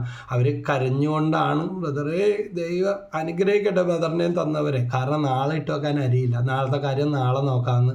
മോളെടുത്ത് കലം കാണിച്ചപ്പോൾ പറഞ്ഞ്, അയ്യോ അരി തീർന്ന, നാളത്തേക്ക് എന്ത് ചെയ്യും, നാളത്തെ കാര്യം നാളെ നോക്കാമെന്ന് പറഞ്ഞ് വെച്ചുകൊണ്ടിരിക്കുമ്പോൾ വേറൊരു സഹോദരി പറഞ്ഞ റേഷനരി നിന്ന് മടുത്തിരിക്കുകയായിരുന്നു. അപ്പോൾ അത് കൊള്ളൂലെന്നല്ല പറഞ്ഞത്, ഒന്നും വല്ലവന് പുല്ലുവായതെന്ന് പറഞ്ഞ പോലെ അതുള്ളതുകൊണ്ട് ഇങ്ങനെ കൈ നീട്ടാതെ പോയിക്കൊണ്ടിരിക്കുക. പക്ഷേ അവിടെ നിന്ന് കിട്ടിയ നല്ല അരിയിട്ട് പെരുന്നാളിന് വെക്കാൻ സാധിച്ചു. അങ്ങനെ ഒത്തിരി സാക്ഷ്യങ്ങൾ ദൈവസന്നിധിയിൽ നമുക്ക് എത്തിച്ചേരും. അപ്പോൾ അമ്മച്ചിമാർക്ക് നൈറ്റിയും പുതപ്പൊക്കെ, ഇങ്ങനെ പലതരത്തിൽ നമുക്ക് പ്രേക്ഷിത വേലയിൽ പങ്കുകാരാകാൻ സാധിക്കും. അതുപോലെ തന്നെ ഒന്നിങ്ങനെ നമുക്ക് വിഷമങ്ങൾ അനുഭവിക്കുന്നവരെയൊക്കെ ഒന്ന് പോയി കാണുക. കഴിഞ്ഞ ദിവസം ഞാൻ അത്യാസരതയിൽ കഴിയുന്ന അവർ പറയാതെ തന്നെ, അപ്പോൾ പറയും ഇതിനൊക്കെ സമയം എവിടെയെന്ന് ചോദിക്കും. പറയാതെ തന്നെ പോയ കേസുകൊണ്ട്, പറഞ്ഞു വെച്ചിട്ട് പോകാൻ പറ്റാത്ത സ്ഥലങ്ങളിലും ക്യാൻസർ രോഗി, കിഡ്നി ഡയാലിസ് ചെയ്ത് ഉണങ്ങി ഉണക്കമരം പോലെ ആയിരിക്കുന്ന രോഗി. എന്തൊരു സന്തോഷമെന്നറിയാമോ, ഉണക്കമരം പോലെ കരിഞ്ഞുണങ്ങിയിരിക്കുമ്പോഴും വല്ലപ്പോഴും ഒക്കെ ഒന്ന് വന്നേട്ടാ, പ്രാർത്ഥിക്കണേട്ടാ എന്നും പറഞ്ഞിട്ട് എല്ലാം ഉണ്ട്. പക്ഷേ രോഗം പിടിമുറുക്കിയിരിക്കുക. എന്തൊരു സന്തോഷമായെന്നറിയാം. ഇതിപ്പോൾ ഞാൻ 2 പേരുടെ പേര് എഴുതി വെച്ചിട്ടുണ്ട്. എൻ്റെ ഭാര്യനോട് പറഞ്ഞ് ഈ അടുത്ത ദിവസങ്ങളിൽ ഒന്ന് പോയി കാണണം. എഴുന്നേക്കാൻ പോലും വയ്യാത്ത, കുടുംബത്തിൻ്റെ ഭാരങ്ങൾ ചുമന്ന വയ്യാത്ത ഒരമ്മച്ചി. മറ്റൊരമ്മച്ചിയും കിടപ്പ് രോഗിയാണ്, കട്ടിലേന്ന് അനക്കണ്ടെന്ന് ഡോക്ടർമാർ പറഞ്ഞിരിക്കുക. ചിലപ്പോൾ പൊക്കി വരുമ്പോൾ വല്ലതൊക്കെ ഒടിഞ്ഞു പോകും. അപ്പം അങ്ങനെയുള്ള അവസ്ഥകളൊക്കെ ഉണ്ടായി. ഇതുപോലെ പോയി കാണും, വന്നേട്ടാ പ്രാർത്ഥിക്കണേട്ടാ എന്ന് പറയും. ശരിക്കൊരു ഉണ്ണീശ കിടക്കുന്ന പോലെയാണ്. കാരണം വചനത്തിൽ തന്നെയുണ്ട്, ഈ ചെറിയവരിൽ ഒരുവന് കൊടുത്തപ്പോൾ, അവരെ സന്ദർശിച്ചപ്പോൾ, ഇതാ കാരാഗൃഹവാസിയെ, വേദനിക്കുന്നവനെ, ദുഃഖിക്കുന്നവനെ, വിശക്കുന്നവനെ, ദാഹിക്കുന്നവനെ സന്ദർശിച്ചപ്പോൾ, കൊടുത്തപ്പോൾ എനിക്ക് തന്നെയാണ് ചെയ്തത് എന്ന്. അതുപോലെ തന്നെയാണ് മധ്യസ്ഥ പ്രാർത്ഥനാ വരം. പലർക്കും തിരിച്ചറിവില്ല. കൊന്ത ചെല്ലുന്നുണ്ട്, ഇതുണ്ട്. നിങ്ങൾ നിയോഗം വെച്ച് പ്രാർത്ഥിക്കാറുണ്ടോ? കൊന്ത ചെല്ലുമ്പോൾ, കരണക്കൊന്ത ചെല്ലുമ്പോൾ, ഒരു കരിയില എടുത്ത് മാറ്റിയിടുമ്പോൾ, വീട്ടിൽ അടുക്കള പണിയെല്ലാം, ക്ലീനിങ് എല്ലാം ചെയ്യും. ഇത് ഈശോയുടെ മഹത്വത്തിന് വേണ്ടി, പാപികളുടെ മാനസാന്തരത്തിന് വേണ്ടി, ആത്മാക്കളുടെ രക്ഷയ്ക്ക് വേണ്ടി ഒന്ന് കാഴ്ചവെച്ച് അത്ഭുതങ്ങൾ നിങ്ങളെ വരവേൽക്കും. നിങ്ങളുടെ ജീവിതം ആനന്ദമുള്ളതായി. ആർക്കോ വേണ്ടി, എന്തിനോ വേണ്ടി എന്നിട്ട് ഉണ്ടാക്കിയിട്ട് വീട്ടിലുള്ളവർ മുഴുവൻ പുറത്തുനിന്ന് കഴിക്കണേ. കാരണം അവർക്ക് രുചിയില്ല, മാധുര്യമില്ല, ഇമ്പ്രഷനില്ല. അതാ നിങ്ങളുണ്ടാക്കുന്നത് രുചിയുള്ളതായിത്തീരും. പ്രാർത്ഥിച്ച് ചെയ്യുമ്പോൾ അതിൻ്റെ പ്രത്യേകതയുണ്ട്. വളരെ പണക്കാർ വരെ ഇവിടെ വിശപ്പിൻ്റെ വെളിയിലത്തെ ഭക്ഷണം കൊടുത്തിട്ട് പറഞ്ഞു, എന്ത് രുചിയാ, ജോളി ചേച്ചിനോടൊന്ന് ചോദിക്ക്, ഈ പയറ് കറി ഇങ്ങനെ വെക്കണ ഇത്രയും രുചി കിട്ടുന്നത് എങ്ങനെയാണ്, അമ്മേനോടൊന്ന് ചോദിച്ച് പഠിക്കുന്നും പറഞ്ഞിട്ട്. അപ്പോൾ അവർ പറഞ്ഞു, ഇത്രയും നാൾ ഞാൻ ചെയ്ത മുഴുവൻ വെറുതെ ആയി. വിശപ്പിൻ്റെ വെളിയിൽ ഒരു സാമ്പിൾ കഴിച്ചപ്പോൾ എന്ത് രുചി എന്ന് പറയുന്നത്. പയറും പരിപ്പും കൂട്ടാത്തവരാ. അപ്പോൾ ഇങ്ങനെ പലതും. അതുപോലെ ഇവിടെ പാവപ്പെട്ടവർക്ക് ഭക്ഷണം കൊടുത്തപ്പോൾ, അന്ന് ഇവിടെ ഒരു പ്രോഗ്രാം നടക്കുമ്പോൾ അതിൽ കൊടുത്തപ്പോൾ കാച്ചിൽ തിന്ന, കിഴങ്ങ് തിന്ന, ഭൂമിയുടെ അടിയിലുണ്ടാകുന്നത് കഴിച്ച ചൊറിഞ്ഞ് തടിക്കുന്ന, ശ്വാസം മുട്ട് വരുന്ന, രണ്ടും കൽപ്പിച്ച് തിന്ന 2 പേരെ എനിക്കറിയാം. ആ 2 പേരും പറഞ്ഞു അന്നത്തോടുകൂടി മാറിപ്പോയി. കാരണം എന്താ, പ്രാർത്ഥിച്ചിട്ട് ചെയ്ത്. ഒരു പാവപ്പെട്ട മനുഷ്യൻ സുരേന്ദ്രൻ പേർ അവരുടെ പറമ്പിൽ നിന്ന് കാച്ചിൽ വെട്ടിത്തെരഞ്ഞ് കഷ്ടപ്പെട്ട് കൊണ്ടുവന്ന് തന്നു. ബ്രദറിന് കാച്ചിൽ ഇഷ്ടമാണെന്ന് പറഞ്ഞു. പണ്ടൊന്നും എനിക്ക് കണ്ണിന് കണ്ടുകൂടായിരുന്നു കേട്ടോ. കാരണവന്മാർ എന്നെ നല്ലോണം വഴക്കുറേ അടിക്കെല്ലാം ചെയ്തിട്ടുണ്ട്. പക്ഷേ ദൈവവചനത്തിലോട് കടന്നു വന്നപ്പോൾ എനിക്ക് കാച്ചിലും ഇഷ്ടമാണ്, ബീട്രൂട്ടും ഇഷ്ടമാണ്. ബീട്രൂട്ടൊക്കെ എൻ്റെ അണ്ണാക്കിൽ കുത്തിക്കയറ്റി ഞാൻ ഛർദ്ദിച്ച് കാലങ്ങളോളം ഞാൻ ബീട്രൂട്ടൊന്നും തിന്നത്തില്ലായിരുന്നു. പക്ഷേ ദൈവം എന്നെ തൊട്ടപ്പോൾ അതിലെല്ലാം എനിക്കിത് കണ്ടാൽ ഞാൻ ഛർദ്ദിക്കുക. അത് വെക്കുന്ന മേശപ്പുറത്ത് പോലും വരില്ല. നല്ല ഇടിയൊക്കെ എനിക്ക് കുഞ്ഞുനാളിൽ കിട്ടിയിട്ടുണ്ട്. പക്ഷേ അതെല്ലാം ദൈവം ഒത്തിരി ആന്തരിക സൗഖ്യങ്ങൾ ശുശ്രൂഷകളിലൂടെ തന്നിട്ടുണ്ട്. അപ്പോൾ നമുക്കൊന്ന് ക്രിസ്മസൊക്കെ ആയിട്ട് പോകാതെ കിടക്കുന്ന സ്ഥലങ്ങളിൽ സന്ദർശിക്കാം. അതുപോലെ നമ്മുടെ കൂടപ്പിറപ്പങ്ങളെ, മാതാപിതാക്കളെ, അവർ നോക്കട്ടെ, ഇവർ നോക്കട്ടെ, അവർ ചെയ്യട്ടെ, അവർ കൊടുക്കട്ടെ എന്ന് പറയാതെ ഈ ക്രിസ്മസിനെങ്കിലും ഒന്ന് ഒരു കേക്കോ ഒരു കുപ്പി വൈനോ അല്ലെങ്കിൽ എന്തെങ്കിലും ഒരു സഹായങ്ങളൊക്കെ ഒന്ന് കൊടുക്കാൻ, ഒരു ചെറിയ കൈമടക്ക് കൊടുക്കാൻ. ഓർക്കുക, എൻ്റെ അപ്പച്ചൻ്റെ അമ്മ മരിച്ചു കഴിഞ്ഞപ്പോൾ അപ്പച്ചൻ്റെ പെങ്ങൾ ഏറ്റവും ഇളയത് കന്യാസ്ത്രീയാണ്. അതിനോട് പറഞ്ഞു വെച്ചിട്ടുണ്ടായിരുന്നു, ഞാൻ മരിച്ചു കഴിയുമ്പോൾ മക്കൾക്ക് വീതം വെക്കുന്ന കൂട്ടത്തിൽ എനിക്കുള്ളത് പങ്ക് മൂത്ത മകൻ ജോയിയുടെ ഷൈജന് കൊടുക്കണം. അതായത് എനിക്കാണ് കേട്ടോ, പൊങ്ങച്ചം പറയാൻ വേണ്ടി അല്ല, ഞാൻ എൻ്റെ ഒരു അനുഭവം പങ്കുവെക്കുകയാണ്. അപ്പോൾ വേറെ പേരക്കിടാങ്ങൾ ഒരുപാട് പേരുണ്ട്. എല്ലാവരും ചോദിച്ചു, ഇതെന്താ ഒരാൾക്ക് മാത്രം, അതെന്താ അമ്മ അങ്ങനെ പറഞ്ഞത്? അപ്പോൾ കന്യാസ്ത്രീയാണ് രംഗപ്രവേശം ചെയ്ത് പറഞ്ഞ ഇതാണ്. അമ്മ പറഞ്ഞു വെച്ചിരുന്നു, അവന് എന്തെങ്കിലും വരുമാനം കിട്ടുമ്പോൾ ആരും കാണാതെ തറവാട്ടിൽ കൊണ്ടുവന്ന് അമ്മക്കൊരു ചെറിയ, അമ്മ ഒന്നിനും മുകളില, വീട്ടിൽ തന്നെ ഇരിപ്പം, അമ്മക്ക് കൊടുത്തിട്ടൊന്നും ചെയ്യാനില്ല, അമ്മക്ക് കൊടുക്കുമായിരുന്നു. അപ്പോൾ കന്യാസ്ത്രീ മോള് വരുമ്പോൾ ഇതെടുത്ത് കാണിക്കുകയും കൊടുക്കുകയും എല്ലാം ചെയ്യുമായിരുന്നിരിക്കാം, എനിക്കറിയില്ല. അപ്പോൾ അമ്മ പറയും, എന്തിനാ മോനെ, എന്തിനാടാന്ന് പറഞ്ഞ് കരയും. നിനക്ക് ഒത്തിരി കാര്യങ്ങളുള്ളതല്ലേ, കൊച്ചുങ്ങളൊക്കെ ഉള്ളതല്ലേ എന്നും പറഞ്ഞ് ഒക്കെ പറയും. പക്ഷേ ഞാൻ എല്ലാ മാസവും കൃത്യമായിട്ട് എല്ലാ മാസവും 5 വർഷം ഞാൻ എറണാകുളം പോപ്പുലറി ജോലിയെടുത്തു. കവറ് പൊട്ടിച്ച് ഒരു ചില്ലറ കാശ് അപ്പൻ എനിക്ക് തരും, വണ്ടിക്കാശ്. അതിൽ നിന്ന് ഞാൻ ഒരു പങ്ക് അമ്മാമ്മക്ക് കൊണ്ടുപോയി കൊടുക്കുമായിരുന്നു. അതിൻ്റെ അനുഗ്രഹമൊക്കെ ഇന്നും എനിക്കുണ്ട്. അതുകൊണ്ട് എന്നെ കേൾക്കുന്നവർ, അമ്മക്ക് 1000 രൂപ കൊടുത്ത് ഒപ്പിച്ച അവിടെ അമ്മക്ക് 1000 രൂപ മരുന്നിന് പോലും തികയത്തില്ല. അതുകൊണ്ട് പറ്റുന്ന നന്മ ചെയ്യുക. ഒരു പാവപ്പെട്ട സ്ത്രീ ഓട്ടോറിക്ഷയിൽ കയറി ഹെൽത്ത് സെൻ്ററിലാണ് മരുന്നിന് പോകണം. നാട്ടുകാർ മുഴുവൻ അവരെ നോക്കാൻ ആരുമില്ല. ഭർത്താവ് ഉപേക്ഷിക്കുകയും ചെയ്തു, അത് കഴിഞ്ഞ് മരിച്ചും പോയി. ഒരു മോനുള്ളത് വല്ല കാലത്തും ജസ്റ്റ് വന്നിട്ട് പോകും. അമ്മേനെ ഒറ്റക്ക് താമസിപ്പിച്ചേക്കണേ. ഈ അടുത്ത് തന്നെയാണ് ഞാൻ പോയി കണ്ടത്, അരിയൊക്കെ കൊണ്ടുപോയി കൊടുത്തതാണ്. അപ്പോൾ ഇപ്പോൾ അതിനെ ഒരു അനാഥ മന്ദിരത്തിലേക്ക് മാറ്റി. 2 പെണ്ണും 1 ആണും ഉണ്ട്. അമ്മേനെ കൊണ്ടുപോയി ആക്കിയിട്ട് ഒടുക്കത്തെ കരച്ചിലായിരുന്നു. അപ്പോൾ ഈ താമസിക്കുന്ന സ്ഥലത്ത് അവർക്ക് എന്തെങ്കിലും സഹായം കിട്ടട്ടെ എന്ന് കരുതി ഒരു അപേക്ഷ വെച്ചിട്ട് സഹായം കൊടുപ്പിക്കാൻ ഒരു സംഘടന വഴി ശ്രമിച്ചപ്പോൾ എല്ലാവരും പറഞ്ഞു കൊടുത്തു, ഓട്ടോറിക്ഷയിലൊക്കെ കയറി നടപ്പാൽ അവർക്കൊന്നിനും കുറവില്ല. ശരിക്കും ഓട്ടോറിക്ഷയിൽ കയറാതെ ഇവർക്ക് എങ്ങും നടക്കാൻ പോലും വയ്യ. പക്ഷേ കാണുന്നത് നെഗറ്റീവായിട്ടാണ്. ഹെൽത്ത് സെൻറ്ററിൽ പോവുകയാണ്, മാസാമാസം 1-2 തവണ പോകും. അതുപോലെ സാധനങ്ങൾ മേടിച്ച് വെക്കണ്ടേ, കഞ്ഞി കുടിക്കണ്ടേ, ആരും കൊണ്ടൊന്നും കൊടുക്കത്തില്ലല്ലോ, വയ്യെങ്കിലും ഉണ്ടാക്കും. അപ്പോൾ ഇങ്ങനെ ഞങ്ങൾ തങ്കച്ചമ്പ്രവരൊക്കെ ഇടപെട്ട് ഞങ്ങൾ കൊണ്ടുപോയി ഒരു സ്ഥാപനത്തിൽ അമ്മേനെ ഇപ്പോൾ ആക്കി കൊടുത്തപ്പോൾ മുട്ടൻ കരച്ചില്ല, എന്നാൽ അവൻ്റെ കൂടെ വിട്ടേക്കെന്ന് ഞാൻ പറഞ്ഞു. പ്രൈസല്ലോ, ഹല്ലേലൂയ. അതുകൊണ്ട് നമുക്ക് ചേർത്ത് പിടിക്കാം. ആർക്ക് എന്താ അവസ്ഥ വരുന്നതെന്ന് നമുക്ക് അറിയില്ല. പക്ഷേ നമ്മൾ നന്മ പ്രവൃത്തികൾ ചെയ്താൽ തീർച്ചയായും നമുക്ക് ഈ ജീവിതത്തിൽ നിന്ന് ആരംഭിക്കാത്ത നരകമില്ല, സ്വർഗമില്ല. അങ്ങനെ ക്രിസ്മസ് അനുഭവം നമ്മുടെ ജീവിതത്തിൽ ഉണ്ടാകട്ടെ. അപ്പോൾ ഒരു ചിരി കൊണ്ട് മാറ്റാം, അല്ലെങ്കിൽ സുഖമാണോ എന്നുള്ളൊരു ക്ഷേമാന്വേഷണം. അതുപോലെ നമ്മുടെ ശരീരത്തിൽ ഓടുന്ന രക്തം, മരിച്ചു കഴിഞ്ഞാൽ കണ്ണ് കൊടുക്കാനായിട്ട് എഴുതി പോയി. അതുപോലെ അവയവങ്ങൾ, മരിച്ചവരുടെ അവയവങ്ങൾ, അങ്ങനെയുള്ള ഓർഗൻസ് ഇന്ന് ഡൊണേറ്റ് ചെയ്യുന്നവരുണ്ട്. ഇപ്പോൾ ഇന്ന് കിഡ്നി ഡൊണേറ്റ് ചെയ്യുന്നതുകൊണ്ടാണ് അവർക്കാണ് രക്തം കൊടുക്കാനായിട്ട് പോകുന്നത്. അതുപോലെ നമ്മുടെ വീട്ടിൽ കിടക്കുന്ന, നമ്മൾ മാറ്റിയിട്ടിരിക്കുന്ന ഫാനോ ഉപയോഗിക്കാൻ പറ്റിയ സാധനങ്ങൾ, കട്ടിലോ കിടക്കയോ മിക്സിയോ എന്തെങ്കിലുമൊക്കെ ആയിട്ട് ഇങ്ങനെ അത് സ്വീകരിക്കാൻ അർഹതയുള്ള, ഞാൻ എൻ്റെ 2 ഓർഗൺ ഉണ്ടായിരുന്നു, അതിലൊരു ഓർഗൺ കൊടുത്തിട്ടാണ് പറയുന്നത്, ചെയ്തുകൊണ്ടാണ് പറയുന്നത്. ഒരു ഇല്ലാത്ത ഇതുപോലെ വിഷമിക്കുന്ന ശുശ്രൂഷ ചെയ്യുന്ന ഒരു പാവപ്പെട്ട വ്യക്തിക്ക് കൊടുത്ത് എന്തൊരു സന്തോഷം. എനിക്കിതുപോലെ മറ്റൊരു വ്യക്തിയിലൂടെ ദൈവം തന്നതാണ്. അതുപോലെ നമ്മൾ മാറ്റിയിട്ടിരിക്കുന്ന അലമാരി കൂട്ടി വെച്ചിരിക്കുന്ന പലതുമുണ്ട്. ഇതൊന്നും എല്ലാം നമ്മൾ ഉപയോഗിക്കാനായിട്ട് പോകുന്നത്. ഒരു ഇലക്ട്രിസിറ്റി ബോർഡ് എഞ്ചിനീയർ എൻ്റെ ഈ സുവിശേഷത്തിൽ ഈ വചനത്തിൽ മോട്ടിവേഷനായിട്ട് പറഞ്ഞു, വീട് താമസത്തിന് കിട്ടിയ മുഴുവൻ സാധനവും ഞാൻ തരാം ബ്രദറെ എന്ന് പറഞ്ഞ്. അങ്ങനെ അതെല്ലാം പല ആളുകൾക്കായിട്ട് പാവപ്പെട്ടവർക്ക് പങ്കുവെച്ച് കൊടുത്തു. ബാക്കിയുള്ളത് IMSലും കൊണ്ടുപോയി കൊടുത്തത് ഓർക്കുകയാണ്. വർഷങ്ങൾക്ക് മുമ്പുള്ള സംഭവമാണ്. പക്ഷേ പിറ്റേ ആഴ്ച അദ്ദേഹം പ്രാർത്ഥനയ്ക്ക് വരുമ്പോൾ ഇയാൾ തന്ന ഷർട്ടും ഇട്ടിട്ട് തൊട്ടരിയിരിക്കുന്ന ആൾ കർത്താവ് അനുഗ്രഹിക്കട്ടെ എന്ന് കൈപിടിച്ച് തിരിഞ്ഞു നോക്കുമ്പോഴാണ് താൻ കൊടുത്ത കള്ളി ഷർട്ട്. ദൈവമേ, ഇതൊക്കെ ആരിടാനാ? അങ്ങനെയൊക്കെ ഈ കാലം ആവശ്യമുണ്ട്. അദ്ദേഹത്തിന് ആവശ്യമില്ല, പക്ഷേ ആവശ്യമുള്ള പലരും ഈ ലോകത്തുണ്ട്. അങ്ങനെ പങ്കുവെക്കുന്നത്. ഞാൻ ഈ അടുത്ത് എൻ്റെ ഭാര്യനോട് പറഞ്ഞു, നമ്മുടെ ഈ അടുക്കളയുടെ അതിൽ ഷോക്കേസിലൊക്കെ ഇങ്ങനെ വെച്ചിരിക്കുന്ന കുറേ ഗ്ലാസ്സുകളുണ്ട്. അത് തിങ്ങിയിട്ടൊന്നും ഗ്ലാസും പാത്രങ്ങളും ഇതൊക്കെ ആയിട്ട് നമുക്ക് ആവശ്യം എന്തോരം ഉണ്ടെന്ന് പറയാൻ പറഞ്ഞു. ആവശ്യമുള്ളത് മാറ്റിയിട്ട് കുറേ റെസ്റ്റോറൻറ്റ് നടത്തിയപ്പോൾ ഉണ്ടായിരുന്ന ഗ്ലാസ്സുകളും പാത്രങ്ങളും ഉൾപ്പെടെ ഒത്തിരി ഇത് ഇല്ലാത്ത കിട്ടാത്ത പാവപ്പെട്ടവർക്ക് കൊടുത്തു. ഇത് കേൾക്കുമ്പോൾ ബ്രദറെ ഞങ്ങളെയും കൂടെ ഓർക്കണേ, ബ്രദറിനെ വിളിക്കാൻ ചോദിക്കാം. തീർച്ചയായിട്ടും ചോദിക്കുന്നവർക്ക് കൊടുക്കാനുള്ളതല്ല. ദൈവം പരിശുദ്ധാത്മാവിടെ പറയാം, എന്ത് കിട്ടിയാലും മേടിച്ച് വെക്കുന്നവരുണ്ട്. എല്ലായിടത്തു നിന്നും സഹായം. നിങ്ങളൊന്ന് കൊടുക്കുന്നതിനെക്കുറിച്ച് ചിന്തിച്ച് നോക്ക്, പങ്കുവെക്കുന്നതിനെക്കുറിച്ചൊന്ന് ചിന്തിച്ച് നോക്ക്. അവിടെ ദൈവം കുടിയിരിക്കും. ഇല്ലായ്മയിൽ നിന്നും കൊടുത്തു നോക്ക്, ദൈവം നിങ്ങളെ അനുഗ്രഹിക്കും. വിശുദ്ധ മാർ തെരേസയുടെ ജീവിതത്തിൽ മാർ തെരേസ മഠത്തിനടുത്തുള്ള ഒരു വീട്ടിൽ അമ്മ പട്ടിണിയാണ്. ഏതാനും ദിവസമായിട്ട് അവർ ഭക്ഷണം വെച്ചിട്ടില്ലെന്ന് പറഞ്ഞ് ഓടി അവർക്ക് ഭക്ഷണവുമായിട്ട് പോവുകയാണ്.